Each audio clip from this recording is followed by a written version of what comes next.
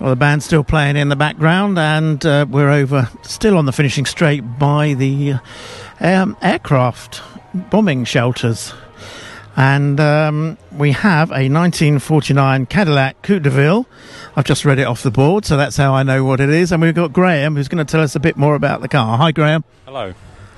So, I have just read it off the board, but tell us a bit more about it.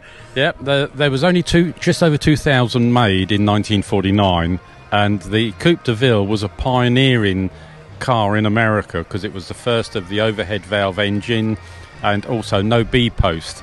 And bless them, the Americans didn't understand what they could call it, so they called them a hardtop convertible. But of course, you can't take the roof off. It was just the fact that not really a convertible. Then. No, it's just that there's no B-post, so that's how they. Let's walk down the side. We can have a look at that. Yeah, basically, it means that no post here is missing. So they struggled. They called it a coupe because of the drop back arrangement. Right. But because of this, loads of them just said, "Oh, it's a hardtop convertible," but you had to say no. You can't take that off. So this is integral to the bodywork. Yeah, everything's all built in, not bolted on or anything. Yeah, like that. no, so it's all part of it. It's all part of the structure just of no it. support here. Yeah. But interesting in the end, idea. So many other coupes actually followed this style. So of course they were the leaders of it. But also, this is the only original Coupe de Ville with 35,000 miles in the country. There's one other that's been restored, and I'm hoping to meet up with the guy next week. This is 35,000 miles since 1949. Yeah. Okay, so where's it been? Well, I'd say it was originally delivered to a dealer in New York. Then it went to Arizona, California, where all the registration slips for it are from. Then the late Alan Clark brought it back to the country. We believe he didn't have the import to do it. He just got somebody to ship it because it ended up in his dungeon of his castle with a plastic sheet covering it, which unfortunately damaged the paintwork. And then his car outlet, Howard Cars of Kensington, got it licensed, got it sorted out. My friend bought it from him, and he knew Alan, so he knew about the story. And bless him, my friend passed away 6 years ago, and he gave it to me. Oh, right. The widow. So I vowed that I will show this car because it is such a rarity. Right. And in the world, there's probably only 50 at the most, and majority of them are in museums.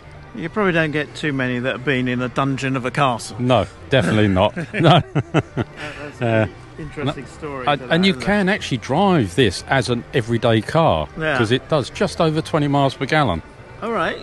What size engine is that? It's a 5.3, as I say, first of the overhead valve engine, but it's only got a 2-barrel carburettor.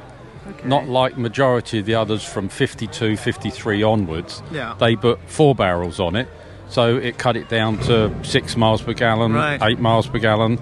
So I'm very lucky. You'll get about 20 miles a gallon out of that. Yeah. So I've driven it up to Manchester, and but everything's original. These have got printed inside June 49, so that the leather's all original. And so that everything about the car is... So it is unrestored. Yep.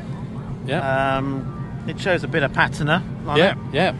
But I think that makes the car, though, really. Yeah, that's right. Yeah. It certainly does. I've had to have stitching redone, like top edges, like where the thread had rotten. Yeah.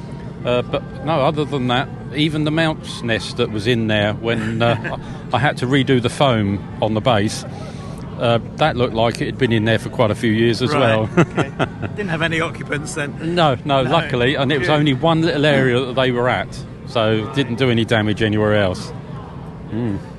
Fantastic. So what's your usage of the car now?